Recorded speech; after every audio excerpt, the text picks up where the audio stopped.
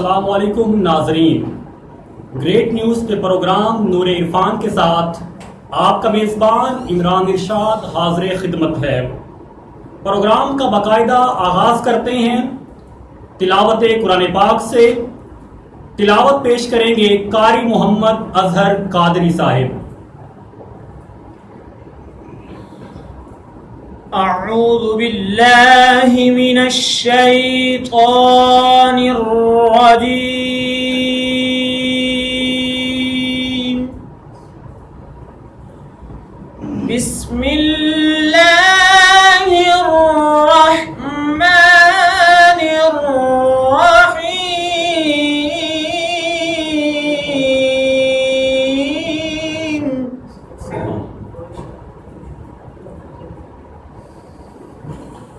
یا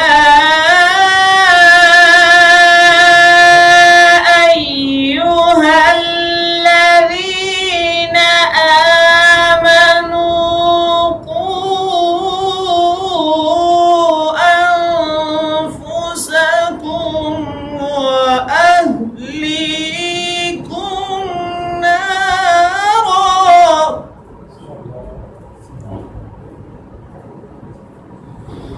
وَأَهْلِيكُمْ نَارًا وَقُودُهَا النَّاسُ وَالْحِجَارَةُ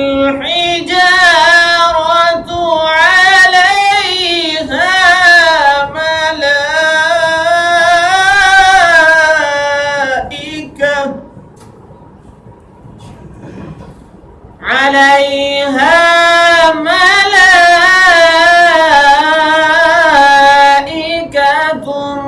غلاظ شداد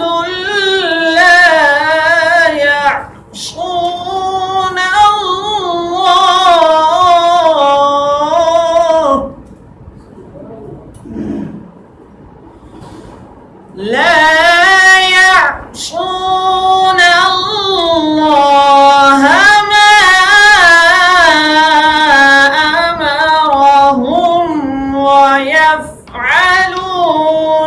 ما يؤمرون۔ يا أيها الذين كفروا لا تعتذروا اليوم،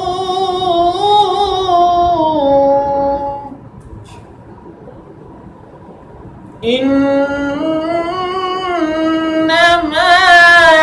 تجزون ما كنتم تعملون۔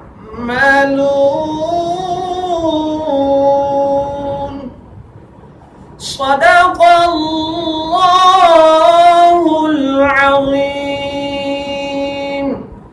وصدق رسولہ النبی الکریم۔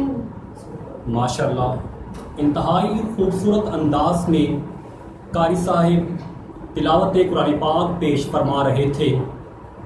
آپ نے جن آیات کی تلاوت کی ان کا مفہوم اس طرح سے ہے کہ اے ایمان والوں، اپنے آپ کو اور اپنے گھر والوں کو آگ سے بچاؤ۔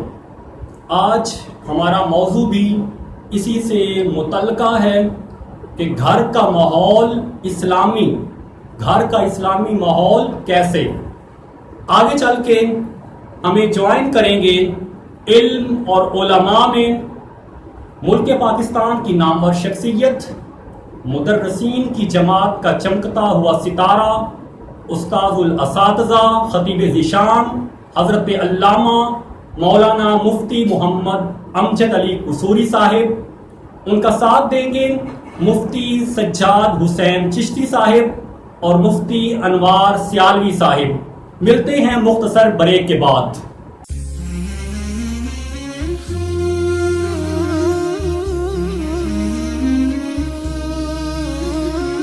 بریک کے بعد دوبارہ حاضر خدمت ہیں۔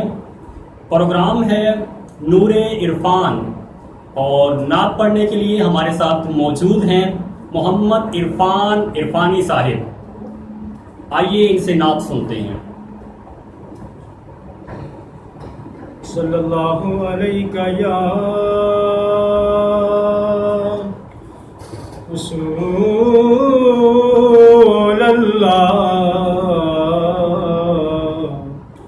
وسلم علیک یا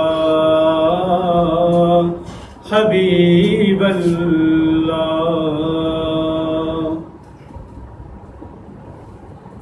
گزرا وہ جدھر سے ہوئی وہ راہ گزر نور، گزرا وہ جدھر سے ہوئی وہ راہ گزر نور، اس نور مجسم کی ہے ہر شام سحر نور،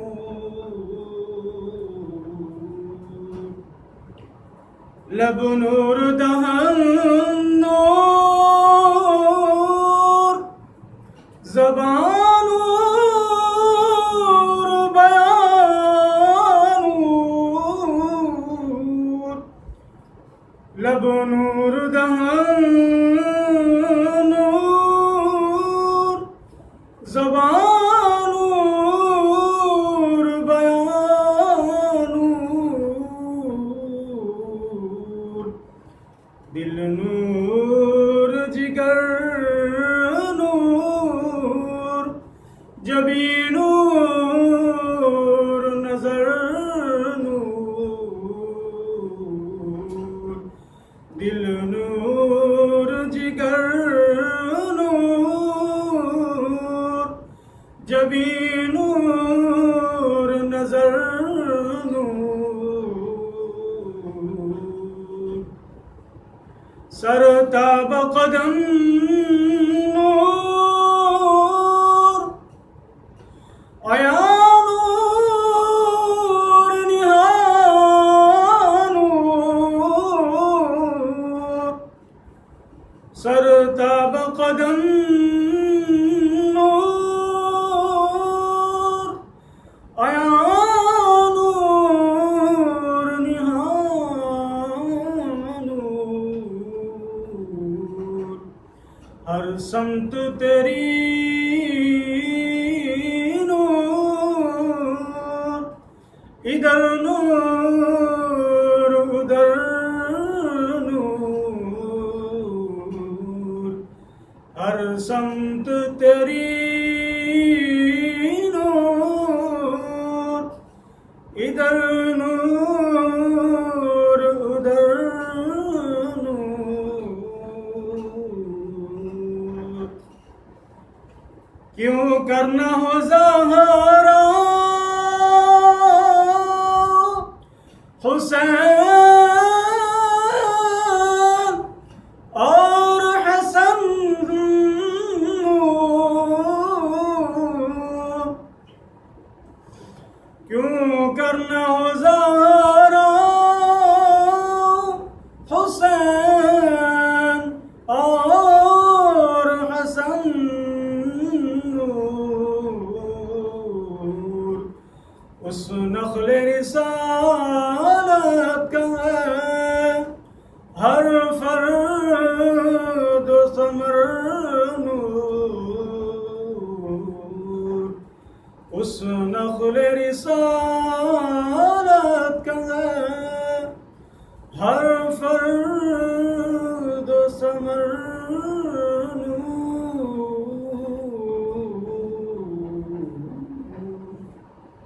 پروگرام نور عرفان میں نعت پیش کر رہے تھے محمد عرفان عرفانی صاحب۔ ملتے ہیں مختصر سی بریک کے بعد۔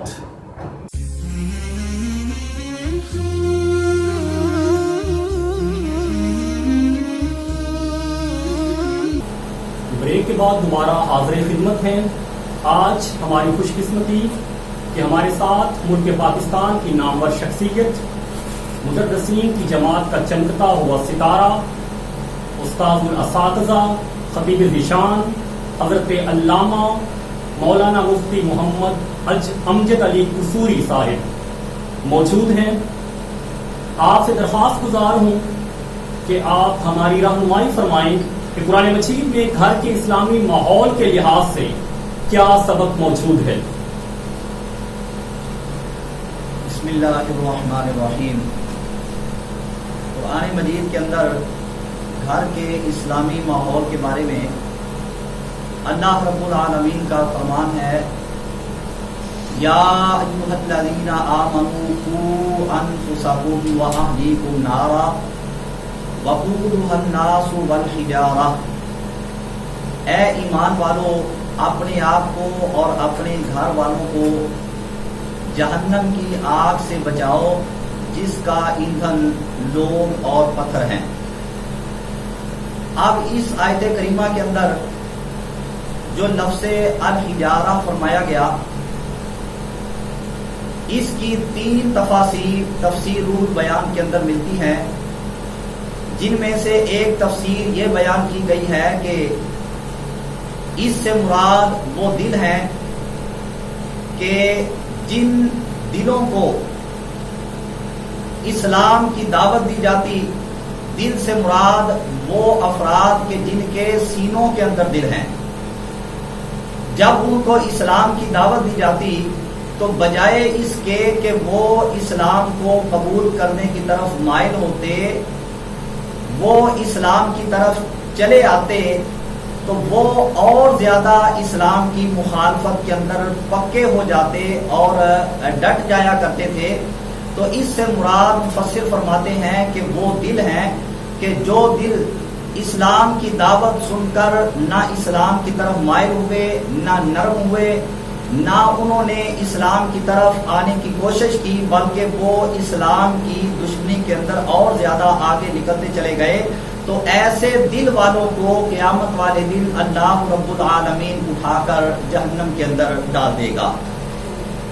اب اس آیت کے اندر رب تعالیٰ نے ایمان والوں کو فرمایا کہ اپنے آپ کو بھی جہنم کی آگ سے بچاؤ اور اپنے گھر والوں کو بھی جہنم کی آگ سے بچاؤ، اس واسطے کہ قیامت والے دن انسان سے اس کی اپنی ذات کے بارے میں بھی سوال ہوگا کہ تو نے دنیا میں کیا کیا، اور اس کے گھر والوں کے بارے میں بھی سوال ہوگا کہ اپنے گھر والوں کے ساتھ تو نے کیا کیا، آیا خود اسلام پر چلا، اسلام پر عمل کیا، اور جو تیرے گھر والے تھے ان کو تو نے کہاں تک اسلام پڑھایا، اسلام کی تعلیم دی، اور اسلام پر چلنے کا کس قدر تو نے ان کو پابند کیا۔ تو اگر انسان خود بھی اسلام پر چلا ہوگا اور گھر والوں کو بھی اسلام پر چلنے کا سبق دیا ہوگا، تلقین کی ہوگی، تو ایسی صورت میں یہ نجات پا جائے گا، بصورت دیگر اس کے لیے پریشانی بن جائے گی، اور وہاں پر پھر جان چھڑانا جو ہے وہ مشکل ہو جائے گا۔ اسلام کی اسلامی زندگی گھر کی، یا یوں کہہ لیں کہ گھر کا جو اسلامی ماحول ہے، یہ اسی صورت کے اندر گھر کا اسلامی ماحول بنانا ممکن ہے کہ جب گھر کے اندر جو رہنے والا سربراہ ہے وہ اپنے گھر کے اندر ماتحتوں کے اوپر اسلام کا نفاذ کرے، اور اسلام کا نفاذ اور اسلام کے مطابق چلنے کا پابند وہ اسی صورت میں بنا سکتا ہے جب وہ پہلے خود اسلام کے مطابق چلنے والا ہوگا۔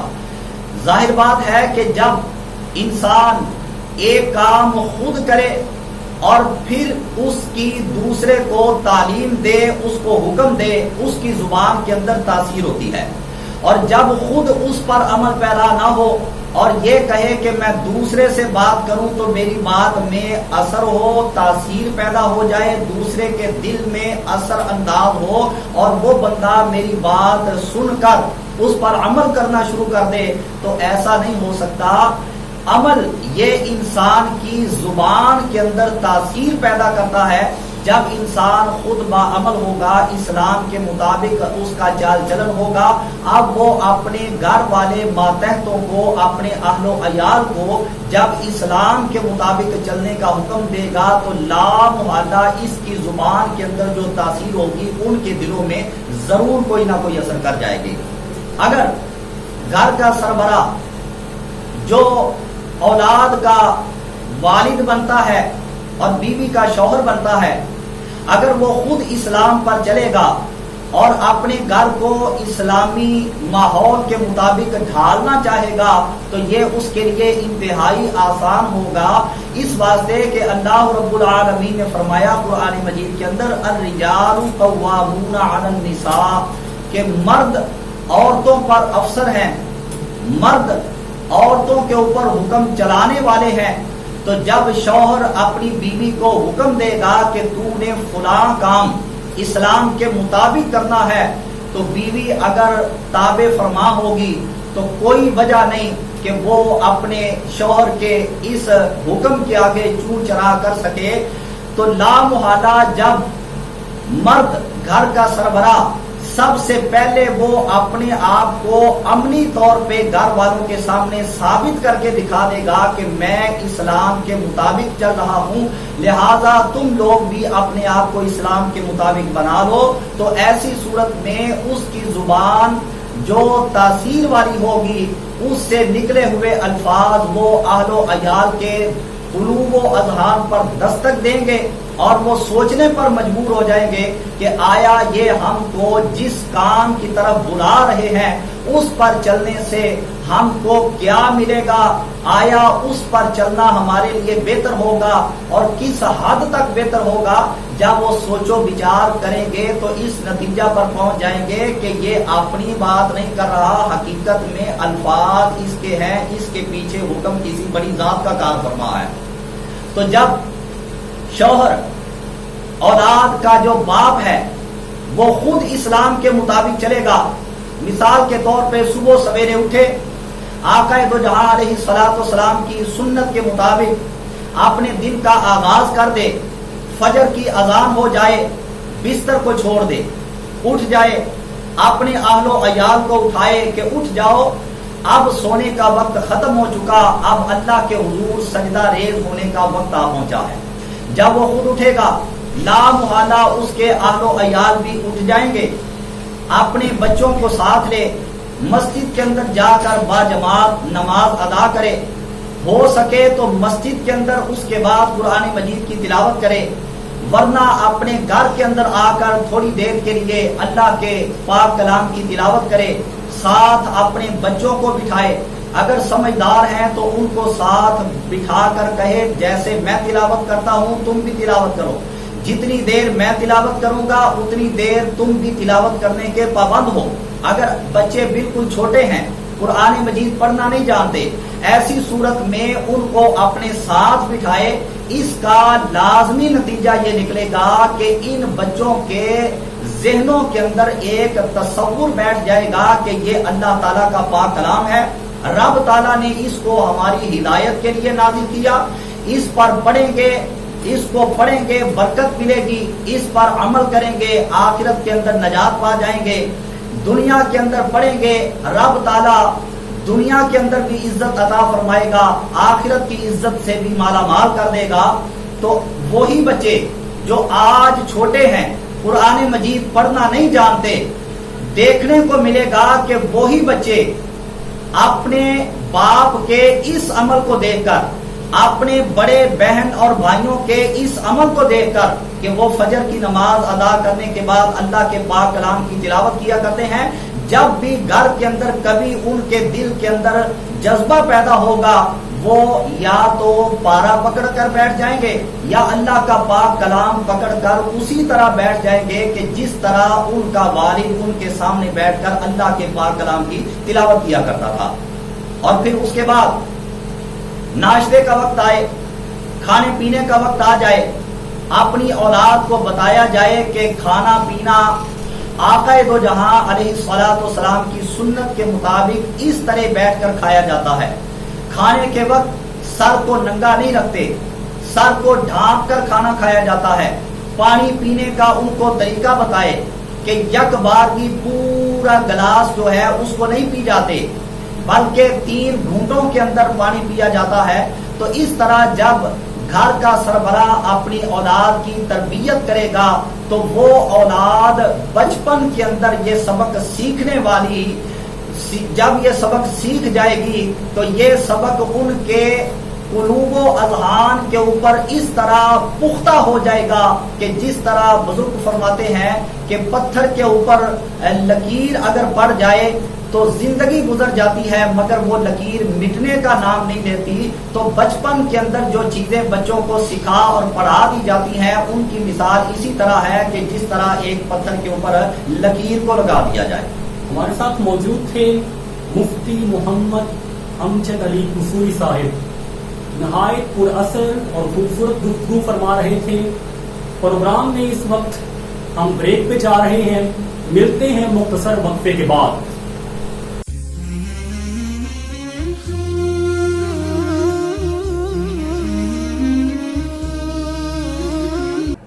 پروگرام نور عرفان میں مرحلہ ہے علم اور علماء.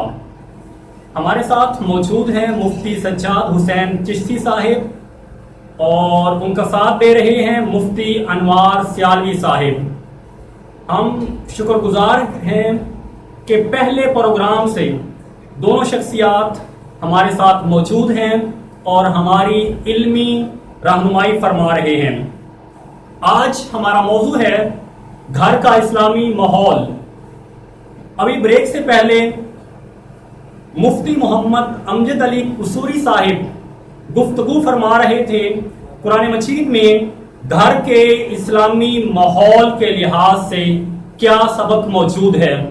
چونکہ قرآن کی تفسیر حدیث مبارکہ اور فرمان مصطفیٰ صلی اللہ علیہ وآلہ وسلم ہے، مفتی سجاد حسین چشتی صاحب سے درخواست گزار ہوں کہ تاجدار کائنات صلی اللہ علیہ وآلہ وسلم کے فرامین ہماری گھر کے اسلامی ماحول کے لحاظ سے کیا رہنمائی فرماتے ہیں. جی مفتی سجاد حسین چشتی صاحب. بسم اللہ الرحمن الرحیم. الحمد للہ وحدہ والصلاة والسلام علی من لا نبی بعدہ.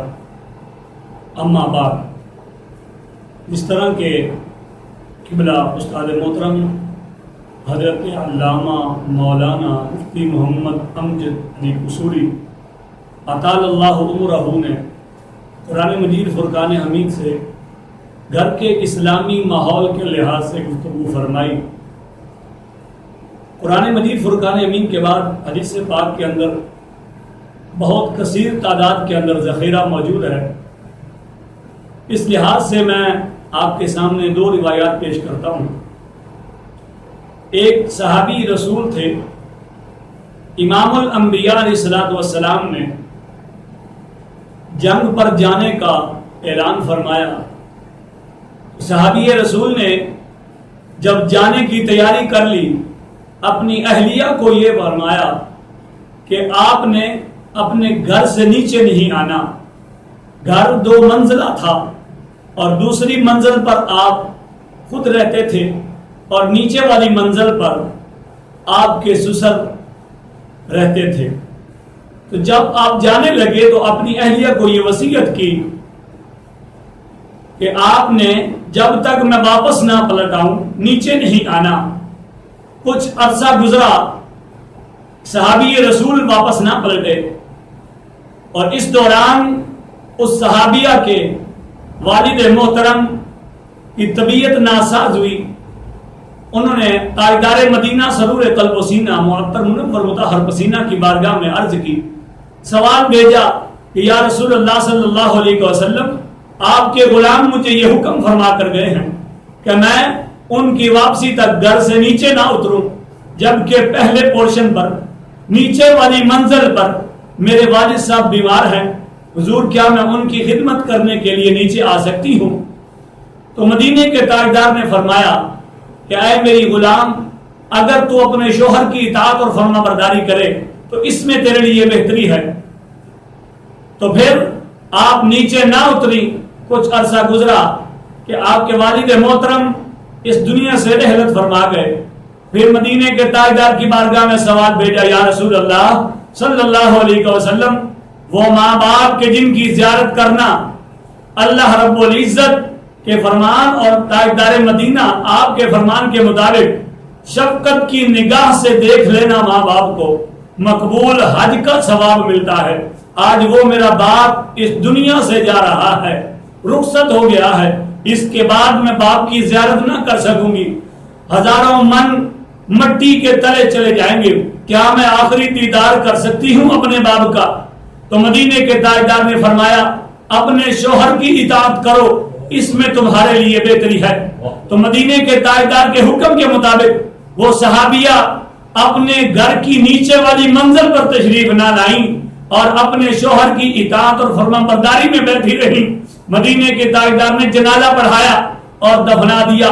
جب رات گزری، صبح کو مدینے کے تاجدار نے جب مسجد نبوی کے اندر سب سے اعلیٰ مخلوق انبیاء کرام کی ہے اور اس انبیاء کرام کی جو سردار ہیں ان میں مدینے کے تاجدار کا نام آتا ہے، امام الانبیاء ہے، سب انبیاء کے سردار ہیں. اور پھر انبیاء کے بعد جو جماعت ہے وہ صحابہ کرام کی جماعت ہے. حسین و جمیل جگہ مسجد نبوی ہے، اعلیٰ محفل لگی ہوئی ہے، خطیب بھی بہت اعلیٰ ہے اور سماعت کرنے والے بھی بہت اعلیٰ ہستیاں ہیں. اور جس جگہ پر بیان ہو رہا ہے اس کے بارے میں مدینے کے تاجدار نے فرمایا تھا، الروضۃ من ریاض الجنہ. اس ریاض الجنہ کے قریب بیٹھ کر مدینے کے تاجدار نے فرمایا، وہ کون میرا غلام ہے کہ جو اس میری بندیہ غلامہ کا میرا سوال میرے پاس لے کر آ رہا تھا. ایک صحابی کھڑے ہوئے عرض کی، یا رسول اللہ میں آ رہا تھا. مدینے کے تاجدار نے فرمایا، جاؤ اور جا کر اس کو یہ خوشخبری سنا دو کہ تیرے شوہر کی فرما برداری کرنے پر خالق کائنات نے تیرے باپ کی بخشش اور مغفرت فرما دیا ہے. تو اگر ایسی تربیت ہو اولاد کی، ایسی تربیت ہو بیٹیوں کی، بجائے اس کے کہ ہم ان کو سکول اور کالج کی تعلیم دیں، اگرچہ وہ بھی دور حاضر کے لحاظ سے درست ہے، لیکن اس سے پہلے قرآن مجید فرقان حمید کی تعلیم دی جائے. امام الانبیاء علیہ الصلوۃ والسلام کا فرمان علی شان ہے، جس کے راوی حضرت سیدنا مولا مرتضی مشکل کشا چشتیوں کے بیدار بادشاہ کرم اللہ تعالی وجہ الکریم ہے. آپ فرماتے ہیں امام الانبیاء علیہ الصلوۃ والسلام نے فرمایا، ادبوا اولادکم علی ثلاث خصال، کہ اپنی اولاد کو ادب سکھاؤ اور اس ادب کے اندر 3 چیزیں سکھاؤ. حب نبیکم، اپنے نبی کی محبت سکھاؤ، تم اپنے نبی کے ماننے والے ہو، اپنے نبی کے اوپر درود پاک پڑھنے والے ہو، اپنے نبی کی تعلیمات پر عمل کرنے والے ہو. کہیں ایسا نہ ہو کہ تیری اولاد تیرے نبی کے اوپر انگلی اٹھائے، نقص جو یا کرے، ایسا نہیں ہونا چاہیے. مدینے کے تاجدار کے فرمان کے اندر حضرت علی مرتضیٰ فرماتے ہیں کہ اپنی اولاد کو نبی علیہ الصلوۃ والسلام کی محبت سکھاؤ اور یہ بتاؤ کہ وہ عام نبی نہیں، وہ عام بشر نہیں، بلکہ خالق کائنات نے فرمایا، قل انما انا بشر، بے شک وہ بشر ہیں، لیکن ایسے بشر کہ یوحا، کہ ان پر میری وحی اترتی ہے. یہ اپنے بیٹوں کو سکھاؤ کہ عام ایرا غیرہ نہ تو خیرہ کی طرح نہیں ان کو ملانا، کہ جس طرح عام انسان ہے تو نبی بھی ایسے ہی ہوتے ہیں. دوسری چیز فرمایا، وحبی اہل بیت ہی، مدینے کے تاجدار نے فرمایا اپنی اولاد کو میری اہل بیت کی محبت سکھاؤ اور اہل بیت کے اندر یہ بتاؤ کہ ان کی محبت اصل ایمان ہے، ان کی محبت تمہارے دنیا بھی سوار دے گی، آخرت بھی سوار دے گی. دنیا پر بھی تمہارے وعدے نعرے ہو جائیں گے، آخرت میں بھی مدینے کے تاجدار راضی ہو جائیں گے. اور تیسری چیز فرمایا، وقراءۃ القرآن، اپنی اولاد کو قرآن مجید فرقان حمید کی تلاوت سکھاؤ، قرآن مجید پڑھنا سکھاؤ، قرآن مجید کے احکامات سکھاؤ، فرضی علوم بتاؤ کہ بیٹا تم پر اب یہ فرض ہو چکا ہے، 7 سال کی عمر میں اس کو نماز کے لیے لے کر جائیں، اگر نہیں جاتا تو اس کو مار کر ڈانٹ ڈپٹ کر لے کر جائیں. عزیزان محترم، مدینے کے تاجدار اور آمنہ کے لال کہ ان فرامین کے مطابق اولاد کی تربیت کیسی ہونی چاہیے، یہ حدیث ہمارے لیے واضح نمونہ ہے کہ اپنی اولاد کو نبی علیہ الصلوۃ والسلام کی محبت سکھائی جائے اور آپ سے پہلے تمام انبیاء کرام کی محبت سکھائی جائے. حضور کی اہل بیت اور حضور سے قبل جو اولو العزم ہستیاں گزر گئی ہیں، پاک ہستیاں گزر گئی ہیں، ان کی محبت سکھائی جائے اور تلاوت کلام پاک کرنے، صبح و شام اپنے گھر کو روشن اور اپنی زبان کو معطر اور منور رکھنے کی ان کو تلقین کی جائے. عزیزان محترم، اس پر امام الانبیاء علیہ الصلوۃ والسلام بھی راضی ہوں گے. امام الانبیاء علیہ الصلوۃ والسلام اپنے روضہ انور پر بیٹھ کر اس بندے بھی ہوں گے، اس بندے کی اولاد پر بھی راضی ہو جائیں گے. مفتی سجاد حسین چشتی صاحب بڑی خوبصورت بات کر رہے تھے اور آپ نے گفتگو کے پہلے حصے میں کہا کہ اگر شوہر راضی نہ ہو تو آپ اپنے باپ کی عیادت نہیں کر سکتے، باپ کے جنازے میں آپ شرکت نہیں کر سکتے. تو جب ہم آج کے حالات کو دیکھتے ہیں تو طلاق کی شرح کئی گنا بڑھتی جا رہی ہے اور اس کے جو اسباب ہیں اگر ان کو بغور دیکھا جائے تو اس میں بہت زیادہ ماں باپ کی مداخلت دکھائی دیتی ہے. اس طرف آپ سے دوبارہ سوال لوں گا. ہمارے ساتھ دوسری جانب موجود ہیں مفتی انوار سیالوی صاحب. آپ سے درخواست گزار ہوں کہ گھر کے اسلامی ماحول میں ماں باپ کا کردار کیا ہے؟ بسم اللہ الرحمن الرحیم. دیکھو ناظرین، ماں باپ کے کردار کے لحاظ سے میرے اور آپ کے نبی حضور احمد مجتبیٰ جناب محمد مصطفیٰ علیہ تحیت و ثنا، آپ نے ماں باپ کے کردار کے لحاظ سے فرمایا. حضرت ابو ہریرہ حدیث پاک کے راوی ہیں، فرمایا قال قال رسول اللہ صلی اللہ علیہ وآلہ وسلم کل مولود یولد علی فطرتہ فإنما ابواہ یحودانہ او ینصرانہ او یمجسانہ. حضور علیہ الصلوۃ والسلام نے ارشاد فرمایا کہ ہر بچہ فطرت اسلام پر پیدا ہوتا ہے اور پھر جس وقت بچہ پیدا ہو جاتا ہے تو پھر اس کے بعد ماں باپ کا اصل کردار کیا ہے. ماں باپ چاہے تو اس بچے کو یہودی بنا دیں، چاہے تو نصرانی بنا دیں، چاہے تو اسے مجوسی بنا دیں. تو گرامی قدر حضرات، یہ ہے ماں باپ کا کردار. اگر ماں باپ صوم و صلات کے پابند ہیں، قرآن و حدیث کو پڑھنے پڑھانے والے، سننے سنانے والے ہیں، اگر اللہ کے اور نبی پاک علیہ السلام کے احکامات کو ماننے والے ہیں اور اپنی نسلوں کو بتانے والے ہیں، تو جو نسلیں ہیں وہ بھی قرآن و حدیث کے مطابق زندگی گزاریں گی. اور اگر ماں باپ قرآن و حدیث کے مطابق زندگی نہیں گزارتے تو پھر جو ان کی اولاد ہے وہ بھی قرآن و حدیث سے ہٹ کر چلیں گے. اس لیے کہ نبی پاک علیہ الصلوۃ والسلام نے ارشاد فرمایا ہے کہ جو ماں باپ ہوتا ہے ان کا راز ان کی اولاد ہوتی ہے. جیسا کردار ماں باپ کا ہوگا تو ویسا ہی کردار اولاد کا ہوگا. اگر ماں باپ کا کردار اچھا ہے، اسلامی طور طریقے کے مطابق چلتے ہیں، اسلام کے مطابق زندگی گزارتے ہیں، تو اولاد بھی اسی طور طریقے کے مطابق چلے گی. تو اس کی ترجمانی کرتے ہوئے میاں محمد بخش صاحب رحمۃ اللہ تعالی علیہ آپ نے فرمایا کہ ماں باپ کے کردار کے لحاظ سے جو کردار باپ کا ہے اور ماں کا ہے، کہ باپ کا کردار یہ ہے کہ باپ نے اپنے نسل کو سنوارنا ہے، اس نے سمجھانا ہے اور دنیاوی کام کاج کے لیے چلے جانا ہے. اور ماں کا کردار یہ ہے کہ اس نے 24 گھنٹے اولاد کے اندر رہنا ہے، گھر کے اندر رہنا ہے، تو اس نے اپنے نسل کی تربیت کرنی ہے اور ان کو سمجھانا ہے کہ دین اسلام یہ ہے اور اس کے مطابق ہم نے اپنی زندگی گزارنی ہے. میاں صاحب نے کیا فرمایا؟ آپ نے فرمایا کہ تمہیں دی ول کوڑی ہوندی اثر ہوندا وچ بیاں، تمہیں دی ول کوڑی ہوندی اثر ہوندا وچ بیاں، جے ہو جئی ماں محمد اوہ جے پت تیاں. جی انوار سیالوی صاحب بڑی پرمغز گفتگو فرما رہے تھے. آپ کی طرف آنے سے پہلے میں نے مفتی سجاد چشتی صاحب سے عرض کی تھی کہ یہ جو طلاق کی شرح بڑھ رہی ہے اس میں والدین کی مداخلت بہت زیادہ ہے. تو جو آپ نے فرامین تاجدار کائنات صلی اللہ علیہ وسلم کے سنائے اگر ہم ان پہ عمل پیرا ہوں تو طلاق کا تو سوال ہی پیدا نہیں ہوتا. تو یہ جو آج امت میں اتنا بگاڑ ہے اس کے اسباب کیا ہیں اور ان سے کس طرح سے بچا جائے؟ جی بسم اللہ الرحمن الرحیم.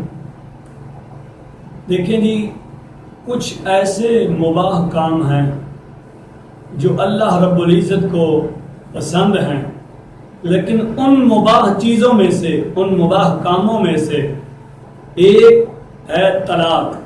یہ طلاق اگرچہ مباح ہے دینا، لیکن اللہ رب العزت کو پسند نہیں ہے. اس لیے ہماری کتابوں کے اندر یہ لکھا ہوا ہے کہ کوئی شخص اگر اپنی اہلیہ کو یہ بتائے، یہ کہے کہ انشاءاللہ میں تجھے طلاق دوں گا، انشاءاللہ کا لفظ بولتا ہے اور طلاق کہتا ہے، تو طلاق نہیں واقع ہوگی. کیوں؟ اس کا مطلب یہ ہے کہ اگر اللہ چاہے، اگر اللہ چاہے گا تو میں تجھے طلاق دے دوں گا. اب اللہ رب العزت اگر چاہتا کہ ان دونوں کے درمیان منافرت اور فرق پیدا ہو، یہ دونوں آپس میں ملے نہ، اکٹھے نہ ہو، تو اس رب ذوالجلال نے نکاح کو مباح کیوں قرار دیا؟ وہ چاہتا یہ ہے کہ یہ دونوں گھر بسیں اور ان دونوں کا آپس میں پیار محبت بڑھ جائے. اس لیے یہاں پر علماء کرام اور مدرسین کرام نے فرمایا کہ طلاق واقع نہیں ہوتی. جہاں تک طلاق کے اندر والدین کا عمل دخل ہے، کف دیکھ کر شادی کرنی چاہیے، اپنے خاندان کو دیکھ کر شادی کرنی چاہیے. کف کا لحاظ ہونا چاہیے کہ بندے کیسے ہیں، اپنی کیٹاگری کے بندے کو دیکھ کر شادی کا جو کام ہے اس کو سر انجام دینا چاہیے. اور اگر شادی ہو جائے تو اس کے بعد اس بچی کو، اس بچی کے گھر والوں کو یہ چاہیے کہ حتی الامکان کوشش کریں کہ ہمارا یہ بچی کا گھر بسے، بجائے اس کے یہ گھر کا جو ماحول ہے بگڑے. لحاظ ہر طرح کا رکھنا چاہیے. شوہر کو اللہ رب العزت نے بہت ساری فضیلتیں عطا فرمائی ہیں اور عورت کو بھی بہت ساری فضیلتیں عطا فرمائی ہیں. گھر پر اگر عورت بیٹھی رہے، 50 سال کی ہو جائے، بوڑھی ہو جائے، بغیر شادی کے مر جائے، تو اس کو وہ مقام کیسے ملے گا جو مدینے کے تاجدار نے فرمایا کہ تمہاری ماؤں کے قدموں کے تلے جنت ہے. تو یہ جنت کہاں سے ملے گی؟ عزیزان محترم، ہم اپنی ماؤں کو، اپنے باپ کو، اپنے بہن بھائیوں کو تو عزت دے رہے ہیں. وہ جو ہماری ماں، بہن، بیٹی جس کو ہم نے بیاہ دیا ہے، جس کے 5 بچے ہیں، آج ہم اس کی طلاق کا مطالبہ کر رہے ہیں، تو وہ جو جنت کا معاملہ ہے، وہ جنت حضور صلی اللہ علیہ وسلم نے جو فرمایا کہ تمہاری ماں کے پاؤں کے تلے تمہارے لیے جنت ہے، تو اس ماں کے جو جنت ملی ہے وہ جنت کس سے ملی؟ ماں کی جنت کہاں ہے؟ تو عزیزان محترم، ماں کی جنت باپ کی رضا کے اندر ہے. اگر باپ راضی ہے تو ماں کو بھی جنت ملے گی اور ماں کے ساتھ بچوں کو بھی جنت ملے گی. اگر باپ ناراض ہے تو ماں کو بھی جنت نہیں ملے گی، بچوں کو کہاں جنت ملے گی؟ جی، یہ مفتی صاحب نے بڑے مختصر اور بڑے اچھے انداز میں وضاحت فرمائی. دوران گفتگو آپ نے ایک جملہ بولا، اکثر ہمارے ناظرین غلطی کر بیٹھتے ہیں، یہ نہ ہو اب سارے شوہر کہیں انشاءاللہ آپ کو طلاق ہے تو گھروں میں ایک ہنگامے بدتمیزی پیدا کر لیں. یہ صرف مطلقاً حکم ہے، وضاحت دی گئی کہ اللہ نہیں چاہتا کہ تمہارے اندر دوریاں پیدا ہوں، بلکہ رب کی رضا یہ ہے کہ شوہر بیوی کو دیکھے تو شوہر خوش ہو جائے اور بیوی شوہر کو دیکھے تو بیوی خوش ہو جائے. یہ دونوں ایک دوسرے کو دیکھیں تو ان کے چہرے پہ تبسم اور مسکراہٹ آ جائے. تو جب یہ دونوں ایک دوسرے کو دیکھ کے خوش ہوں گے تو رب آسمان پہ خوش ہوگا اور رب کے چہرے پہ مسکراہٹ آسمانوں پر آئے گی. سو رب چاہتا ہے کہ تعلقات مضبوط ہوں، نہ کہ اختلاف پیدا ہوں. ناظرین اکرام، یہ تھا آج کا پروگرام. اپنا بہت سارا خیال رکھیے گا. اللہ حافظ.